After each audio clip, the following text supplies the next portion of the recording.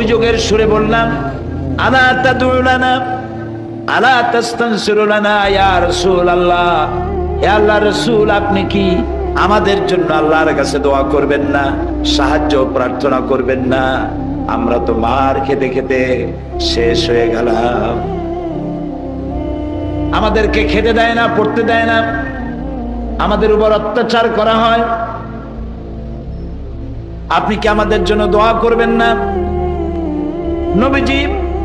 স্বাবস্থা থেকে উঠে বসলেন আর বললেন, ও খাব্বাব, তোমাদের আগে এই পৃথিবীতে যারা এসেছিলেন আল্লাহর দ্বীন কায়েমের জন্য, তাদেরকে সমকালীন রাষ্ট্রশক্তি জালিমেরা তাদের ধরত, ফায়ুখাদুর রাজুলু ফায়ুহফারু লাহু ফিল আরদ, এরপরে জমিনের মধ্যে গর্ত খনন করা হতো, ফায়ুজালু ফি, এরপরে সেই গর্তের ভিতরে কোমর পর্যন্ত তাকে দাবায় দিয়া, সুম্মা ইউতা বিল মানশার, এরপর করাত আনা হতো, ফায়ুদাউ আলা রাসিহি,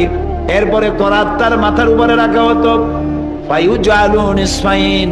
এরপরে করাত দিয়া চিরে জীবিত মানুষকে দ্বিখণ্ডিত করে তারা ফেলে দিত। মা ইয়াসুদ্দুহু যালিকা আন দীনি, এত বড় অত্যাচার করার পরেও ওরা এইসব ইসলামের দায়ীদেরকে ইসলামের রাস্তা থেকে এক চুলও সরিয়ে দিতে পারে না। ওয়াল্লাহি ওয়াল্লাহি